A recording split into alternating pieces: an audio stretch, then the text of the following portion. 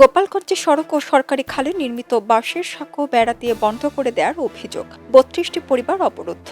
গোপালগঞ্জের পৈশুর ইউনিয়নের সীতারামপুর গ্রামবাসীর চলাচলের সুবিধার্থে একটি সড়ক নির্মাণ করে ইউনিয়ন পরিষদ। এই সড়ক দিয়ে ইউনিয়ন পরিষদ, উপজেলা ও জেলা সদর সহ বিভিন্ন স্থানে যাতায়াত করতে হয় গ্রামবাসীদের। কিন্তু গত 15 এপ্রিল হঠাৎ করে স্থানীয় প্রভাবশালী স্বপন শরীফ ও রমজান শরীফ সহ কয়েকজন প্রভাবশালী সড়কটির মাটি কেটে এবং বাঁশের বেড়া দিয়ে বন্ধ করে দেয়। এ সময় আংশিক ভেঙে দেওয়া হয় ওই সড়কের মাঝে সরকারি খালের উপর নির্মিত একটি বাঁশের সাঁকো। এতে ওই গ্রামের ৩২টি পরিবার এখন নিজ বাড়িতেই অবরুদ্ধ। ফলে এসএসসি পরীক্ষার্থী সহ স্থানীয়দের স্কুল, কলেজ, হাট, বাজার বিভিন্ন স্থানে যাওয়া আসা প্রায় বন্ধ হয়ে পড়েছে। আমাকে হাঁটতে দেবে না, আমরা এই বাড়ি না, এই দুই বাড়ি 500 লোক, আমাকে হাঁটা চলা সব বন্ধ করে দেবে। ভোট দিছি বলি বুঝছেন, হাঁটা চলা সব বন্ধ করে দেবে। আমাকে হাট, বাজার, স্কুল, কলেজ সব বন্ধ। ছেলেবেলে মিরাজুল মেম্বার এই রাস্তাটা করে দেয়, করে দেওয়ার পর সেই রাস্তা সেইভাবে চলতেছে। হঠাৎ এরা এই রাস্তাটা ভেঙে ফেলাইছে। সামগ্রিক আমরা চলাচলতি করতে পারতেছি না, আমাকে লোকজন হাটে যেতে পারতেছে না। এই যে ধান হয়েছে আমাকে 60-65 মন, একটা লোক যাচ্ছে, আমাকে বৃষ্টি বন্ধ ভেঙে ফেলাইছে। অভিযুক্তরা এই জমি নিজেদের দাবি করে চলাচলের রাস্তা দিতে রাজি নন। এটা আমাদের পৈতৃক সম্পত্তি। আমাদের ওই পাশে বাড়ির উপরে একটা প্লট, অন্য পক্ষ ওরা হলো এইদিকে চাপায় আসার কারণে আমাদের জায়গা হয়ে গেছে সংকট।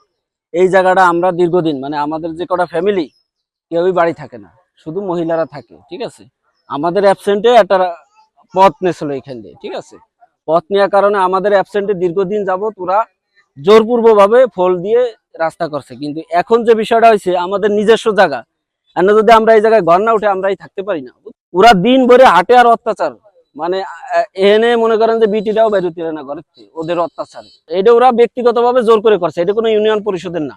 ঠিক আছে, এনে ইউনিয়ন পরিষদের না। এই জায়গায় এনে মাটি কাটা আমার এক চেয়ারম্যানে ধরেন একটু মাটি দিছে, এনে আমার কাটা রাস্তায় সে 10 কোদাল মাটি দিছে। ঠিক আছে, 10,000 টাকার মাটি দিছে।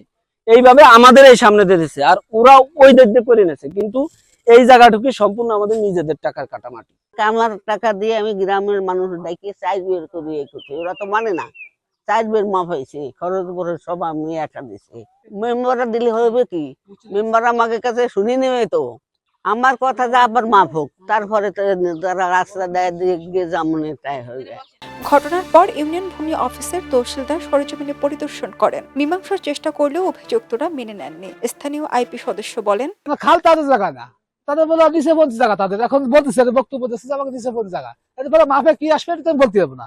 জনগণের পথ বন্ধ করে না, আমার যেটুকু প্রয়োজন দরকার ছিল সেটুকু বলে গেছি, তারা এখন শোনে না।